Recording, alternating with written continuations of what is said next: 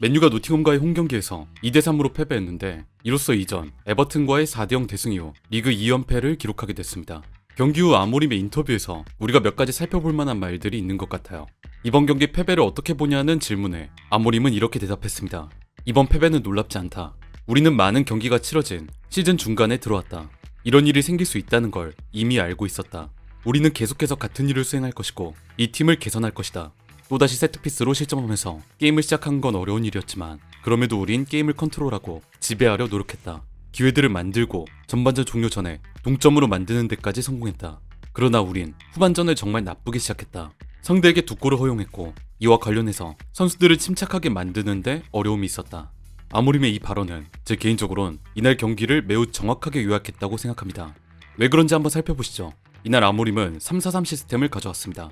골키퍼 오나나, 리산드로 마르티네스, 더리우트, 레니요로의 백스리 라인, 디오구 달로, 마이노, 우가르테, 아마드 디알로의 미드필더 라인, 이선에 알레한드로 가르나초와 브루노 페르난데스, 최전방 라스무스 호일룬이 배치됐습니다.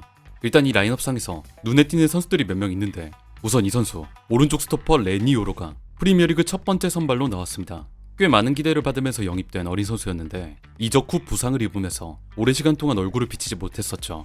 직전 아스날전 교체 투입 이후 이번이 첫 선발이었습니다만 아모림의 이 선발 선택에 대해선 조금 얘기거리가 있을 것 같습니다. 요로가 재능 있는 선수라는 건 맞으나 지금 이 오른쪽 스토퍼 자리에서 압도적으로 좋은 폼을 보여주고 있는 주전 마즈라위가 있는데 현재 이 중요한 경기에서 요로의 첫 선발 출전은 너무 도전적인 선택은 아니었을까 개인적으로는 조금은 의문이 남습니다. 또 살펴볼 만한 선수들은 미드필더 라인의 두 선수 마이누와 우가르테예요. 아모림의 3-4-3 시스템에선 이 중원의 미드필더들이 넓은 활동량을 필수적으로 보여줘야만 합니다.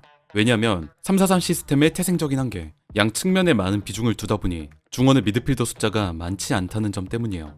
아모림 같은 경우엔 이 점을 보완하기 위해서 위쪽에 있는 공격수 중 하나가 중원으로 많이 가담해서 3미드를 채우긴 하지만 4-2-3-1이나 4-3-3 같은 시스템에서 측면에서 풀백이 미드필드로 좁혀 들어오는 인버티드 풀백, 위에서 공격수가 아래로 내려오는 폴스나인 같은 전술들도 미드필더 숫자를 4명, 많게는 5명까지 채우는 걸 감안하면 3-4-3 시스템에서의 미드필더 숫자는 크게 수적 우위를 누리기가 어렵습니다.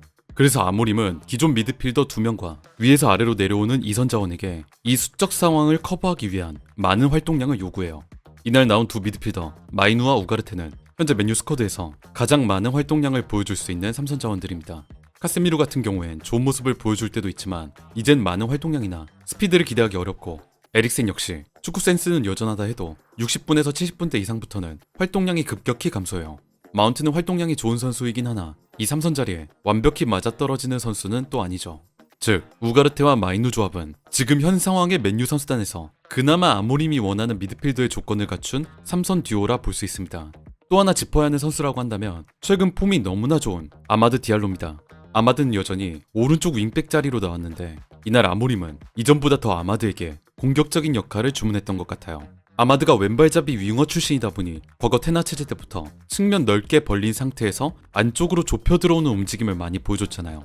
그런 움직임이 이날 경기에서도 많이 나왔습니다. 특히 오른쪽 하프 스페이스에 배치된 이선 자원 브루노 페르난데스와의 연계를 통해 오른쪽 공간에서 활발한 공격을 보여줬죠.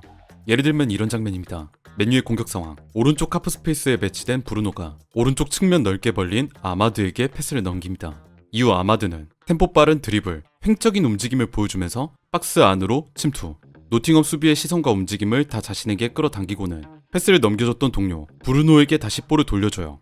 이 장면을 보시면 횡적으로 들어온 아마드에게 노팅엄의 수비가 다 쏠려있고 박스 바로 앞 브루노에겐 아무 수비도 붙지 않은 걸 확인할 수 있죠. 아마드에게 볼을 돌려받은 브루노는 곧바로 중거리 슈팅을 시도, 아쉽게 골문 바깥으로 벗어나고 맙니다.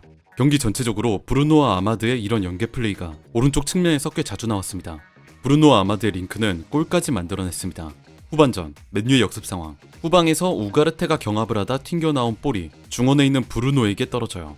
여기서 브루노는 오른쪽에서 뛰어들어가고 있는 아마드를 발견, 우가르테가 떨어뜨려준 볼을 절묘한 원터치 발리 패스로 아마드가 달려가는 공간을 향해 뿌려줍니다. 앞 공간이 열린 상태에서 패스를 받은 아마드는 그대로 볼을 끌고 노팅엄의 파이널 서드를 향해 돌진, 가운데 레시포드, 호일룬, 패스를 뿌려준 뒤 곧바로 올라온 브루노와 함께 순간적으로 4대4 공수 숫자가 동일한 상황을 만듭니다.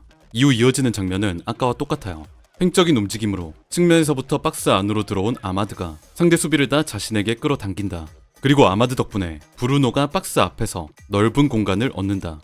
이걸 확인한 아마드가 브루노에게 패스를 넘기고 브루노가 골문을 향해 슈팅. 이번엔 아까 장면과는 다르게 정확히 노팅엄의 골문을 꿰뚫습니다. 지금 맨유에서 가장 좋은 폼을 보여주는 선수 중 하나 아마드, 그리고 지금까지 맨유를 지탱해줬던 선수 브루노 페르난데스가 함께 만든 득점이었어요. 아모림이 아마드와 브루노를 오른쪽에 함께 배치한 선택, 그 전술 의도가 보였던 시퀀스였습니다. 하지만 그럼에도 맨유는 노팅엄에게 2대3 무려 3실점을 내주면서 패배했는데, 아까 브루노와 아마드의 링크가 아모림의 선택이었다고 한다면 이번 경기 백스리 라인의 불안한 조직력 역시 마찬가지로 아모림의 선택에서 비롯됐습니다. 이 장면을 보시겠습니다. 맨유의 후방 빌드업 상황, 백스리의 오른쪽 스토퍼로 나온 이 선수 레니 요로가 볼을 잡습니다. 이 상황에서 요로가 생각한 그림은 이런 거였어요. 브루노가 오른쪽 측면으로 빠지고 있으니 그에게 패스를 넘기고 노팅엄의 압박이 그 브루노에게 쏠리면 내가 리턴을 돌려받아 전진, 상대의 전방 압박을 풀겠다.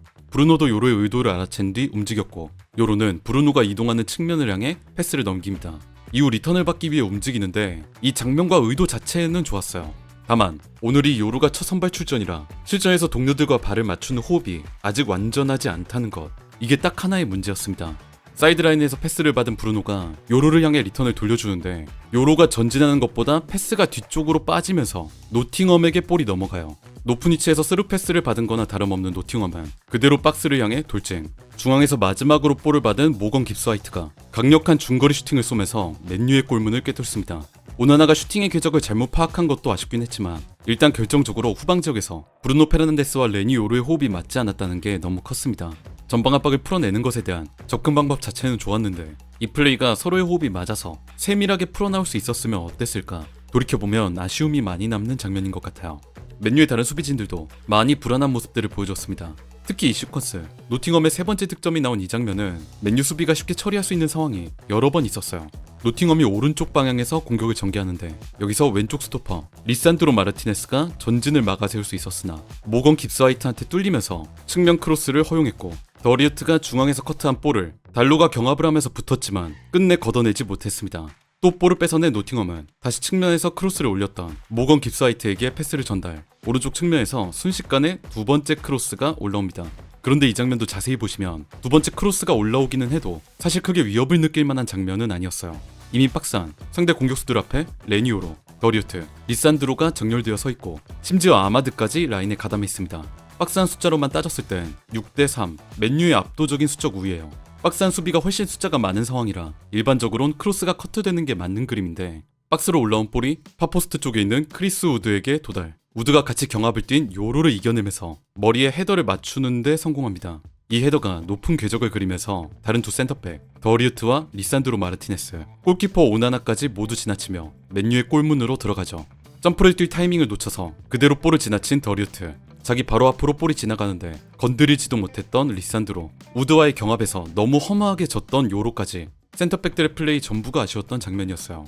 이런 무기력해 보이는 플레이는 지금 아모림이 맨유에서 가장 개선하길 원하는 모습들입니다. 아모림은 경기 전에 이런 인터뷰를 했었습니다. 우리 선수들은 미친 개가 되어야 한다. 매 순간 앞으로 뒤로 끊임없이 달리는 팀이 되어야 한다. 우리가 프리미어리그에서 우승하려면 미친 개처럼 뛰어야 한다.